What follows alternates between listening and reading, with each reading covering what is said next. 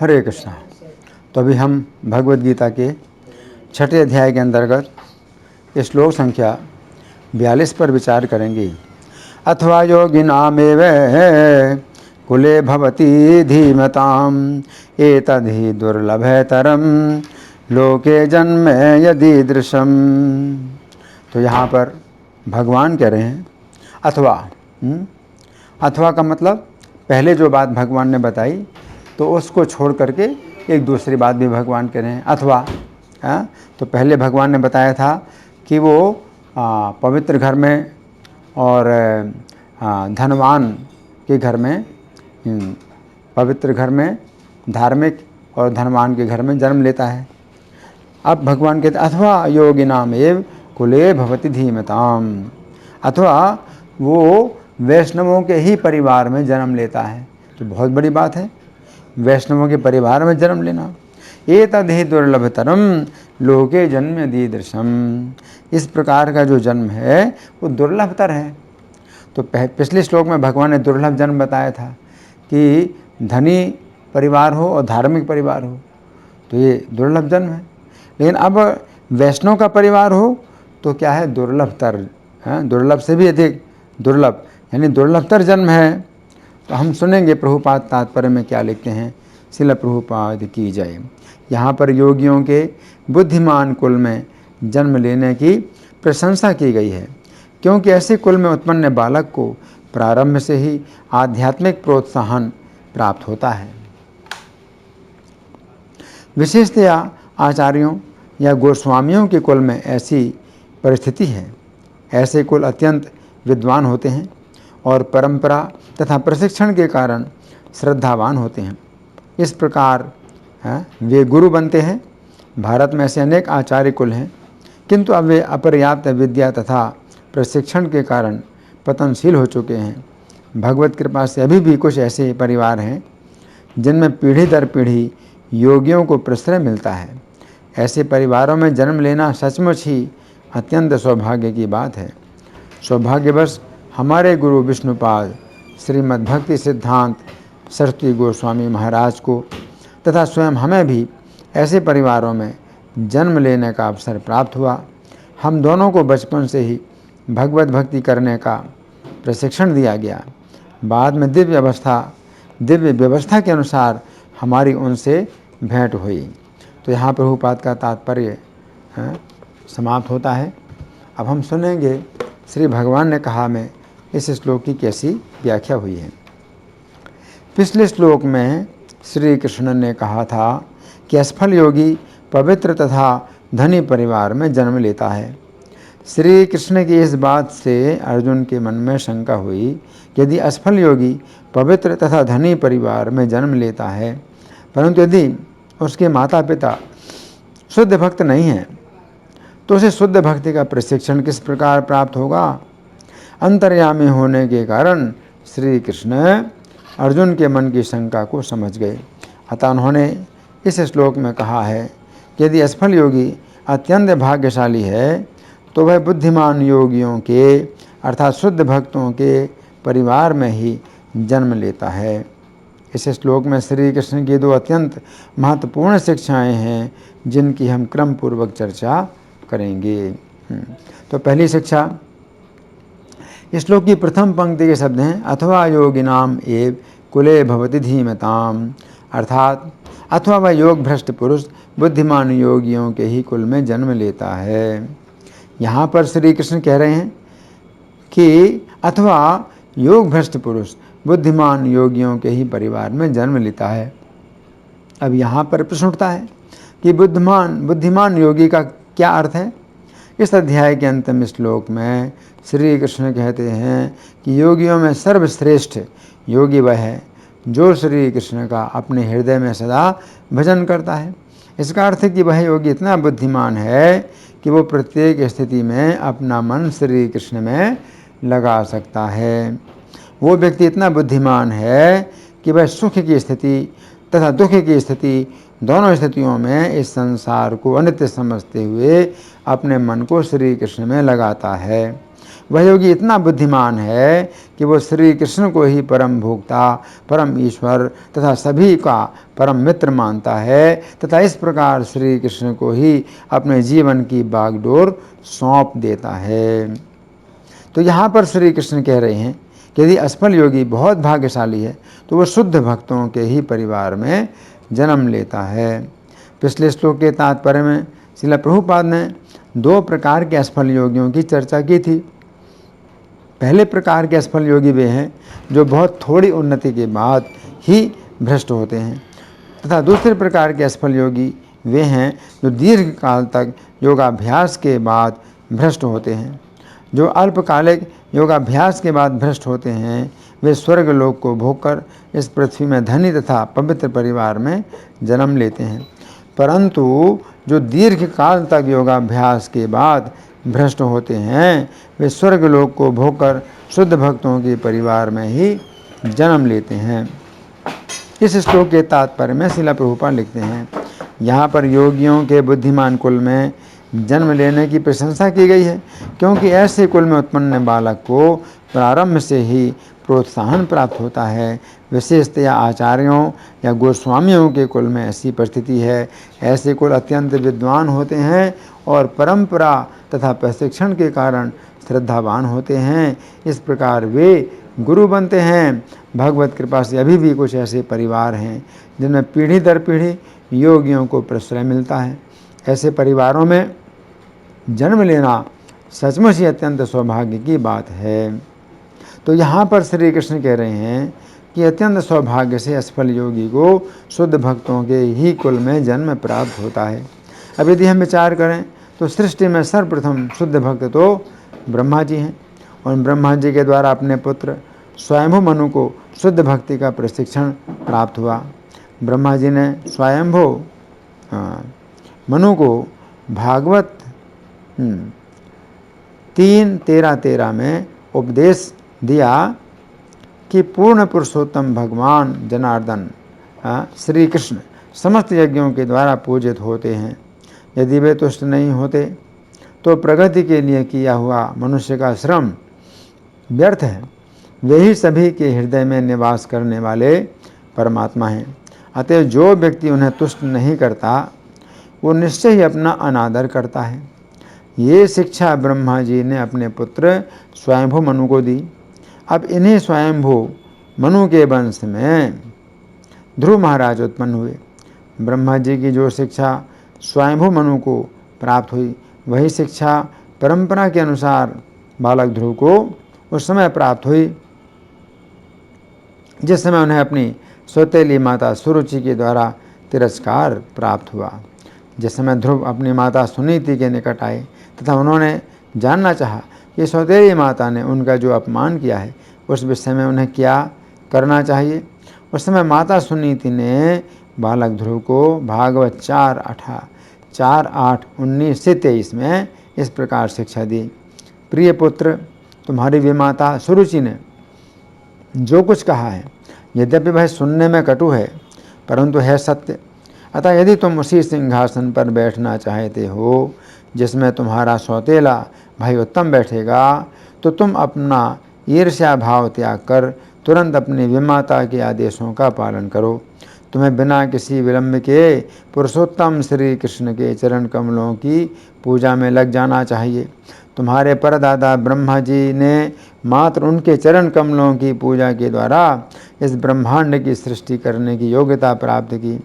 ब्रह्मा जी को उच्च पद श्री कृष्ण की ही कृपा से प्राप्त हुआ है।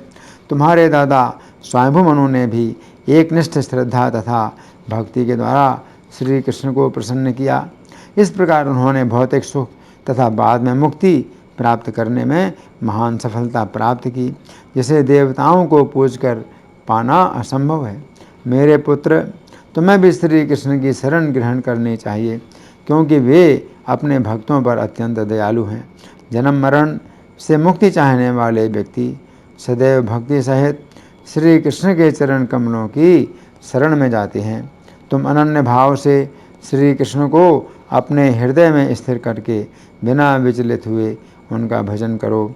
प्रिय पुत्र, श्री कृष्ण के अतिरिक्त मुझे कोई ऐसा नहीं दिखता जो तुम्हारे दुख को दूर कर सके। अनेक देवता जिन लक्ष्मी देवी को प्रसन्न करने के लिए लालायित रहते हैं, वे लक्ष्मी देवी स्वयं श्री कृष्ण की सेवा करने के लिए सदैव तत्पर रहती हैं इति। फिर जिस समय ध्रुव महाराज का यक्षों के साथ युद्ध हो रहा था, उसमें स्वयंभू मनु ने आकर ध्रुव महाराज को भागवत 4, 19, 13, 14, 27, 29, 30 में इस प्रकार उपदेश दिया। श्री कृष्ण अपने भक्तों से अत्यंत प्रसन्न होते हैं जिस समय वे अन्य लोगों के साथ सहिष्णुता, दया, मैत्री तथा समता का व्यवहार करते हैं। जिस समय श्री कृष्ण प्रसन्न हो जाते हैं उस समय व्यक्ति सूक्ष्म तथा स्थूल शरीर से मुक्त होकर अनंत आनंद प्राप्त करता है।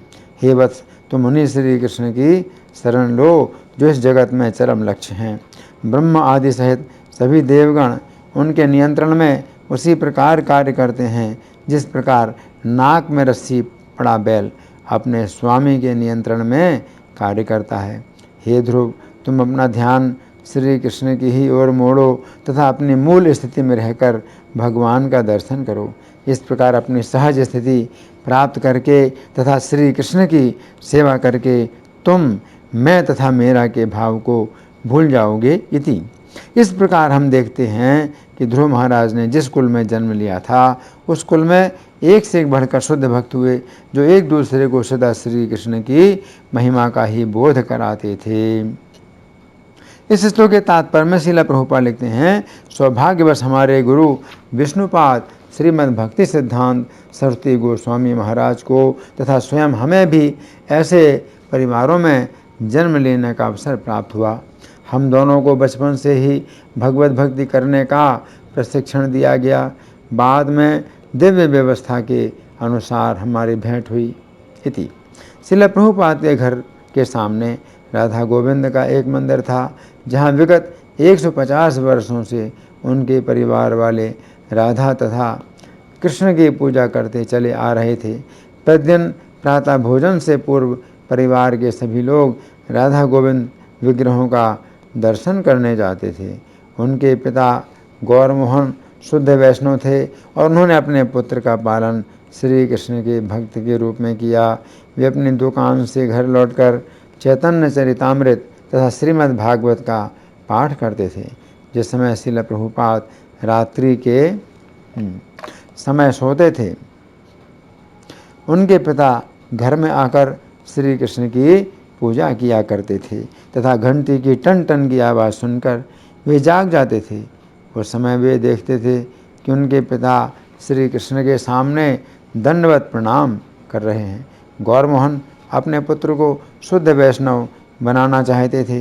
वे चाहते थे कि उनका पुत्र अभय राधा तथा श्री कृष्ण का दास बने, भागवत का उपदेशक बने तथा मृदंग बजाने की भक्तिमयी कला में पारंगत बने। वे नियमित रूप से अपने घर पर साधुओं का सत्कार करते और उनसे सदैव कहते थे कि वे उनके पुत्र को आशीर्वाद दें कि श्रीमती राधा रानी उस पर प्रसन्न हो।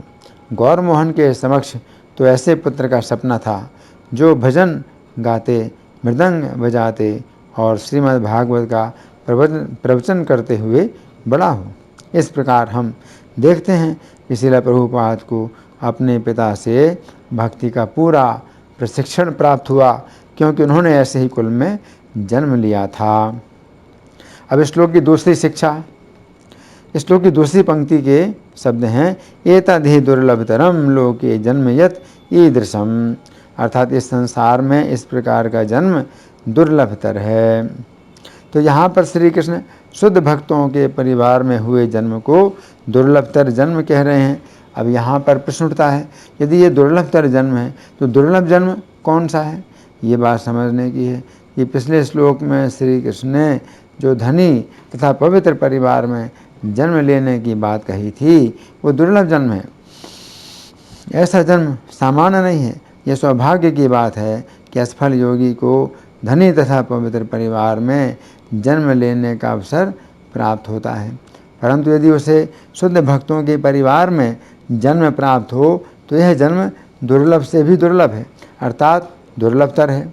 दुर्लभतर जन्म में व्यक्ति को शुद्ध भक्ति का मार्ग दर्शन प्रारंभ से ही प्राप्त होता है, परंतु दुर्लभ जन्म में भक्ति को वातावरण अवश्य मिलता है, परंतु शुद्ध भक्ति का प्रशिक्षण नहीं प्राप्त होता है।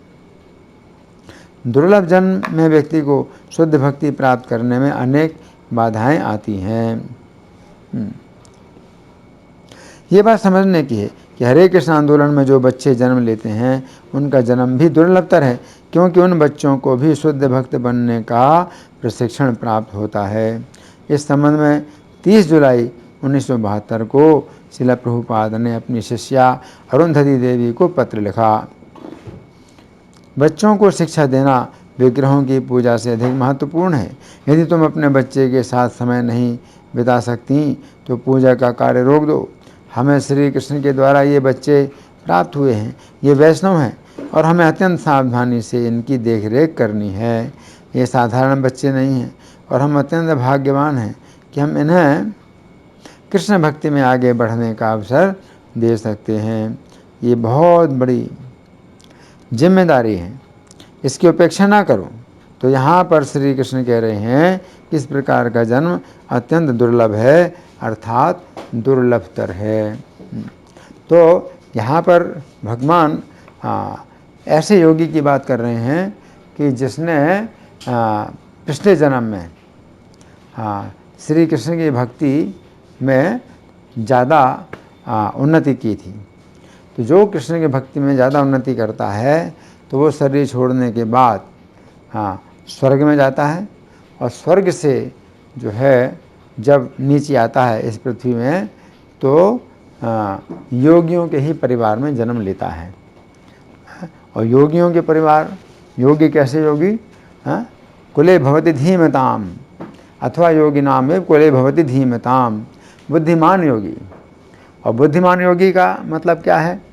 जो 6वें अध्याय का 47वां श्लोक है, योगी नाम अपि सर्वेषां मद्गतेन अंतरात्मना श्रद्धावान भजते यो माम सम्ययुक्त तमो मतः, कि समस्त योगियों में जो श्री कृष्ण का भजन करता है, मद्गतेन अंतरात्मना,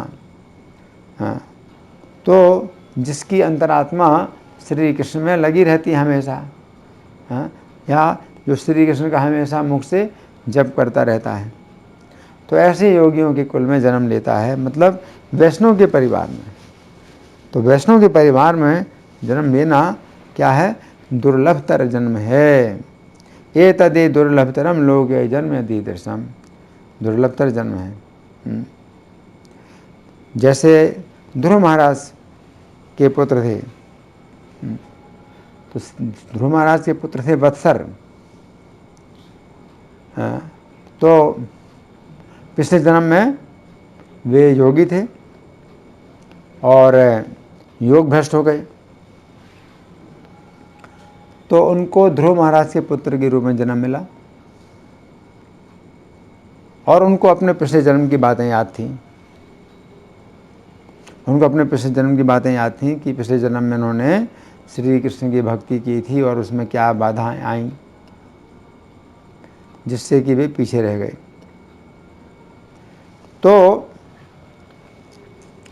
इस कारण से उनको ध्रुव महाराज के ही पुत्र के रूप में जन्म मिला, क्योंकि उन्होंने भक्ति में काफ़ी उन्नति करके उसके बाद फिर भक्ति को छोड़ा था। तो भगवान यहाँ पर कह रहे हैं एतद्धि दुर्लभतरम लोके जन्म यदीदृशम। तो अर्जुन ने जो प्रश्न किया था कि कहीं ऐसा तो नहीं कि उसका विनाश दोनों तरह से हो जाए, तो भगवान अर्जुन को ये स्पष्ट उत्तर दे रहे हैं कि उसको मैं ही, यानी श्री कृष्ण ही उसको ऐसा जन्म देते हैं। तो श्री कृष्ण स्वयं उसको अवसर देने के लिए कि वो भक्ति में दोबारा आगे बढ़े, एक वैष्णव परिवार में जन्म दे देते हैं। एतद्धि दुर्लभतरम लोके जन्म यदीदृशम, तो बहुत दुर्लभतरम जन्म है। जो पापी लोग होते हैं तो उनको ऐसे परिवार में जन्म मिलता है जहाँ उनको कोई अवसर ही नहीं मिलता है कि वो कृष्ण की भक्ति करें। अगर कोई कसाई के घर में अगर पैदा हुआ तो जन्म से ही उसको मांस खाने का प्रशिक्षण दिया जाता है और बचपन से ही वो सीखता है पशुओं का गला काटना। तो किसी का जन्म होता है ऐसे परिवार में जिसमें मांसाहार, व्यभिचार, जुआ, नशा ये सामान्य बातें हैं। तो ऐसे परिवार में जब कोई बच्चा पैदा होता है तो उसको जन्म से ही प्रशिक्षण मिलता है, क्या? मांसाहार, नशा, तो जन्म से ही प्रशिक्षण मिलता है। तो बहुत ही हमारे लिए कठिनाई है कि हमारी कैसी गति होगी। लेकिन जब भगवान आश्वासन देते हैं तो हमें बड़ा बल मिलता है। श्री कृष्ण स्वयं आश्वासन देते हैं कि उसको जो है जन्म ऐसा मिलता है कि जिसमें वो श्री कृष्ण की भक्ति कर सके। तो इस प्रकार से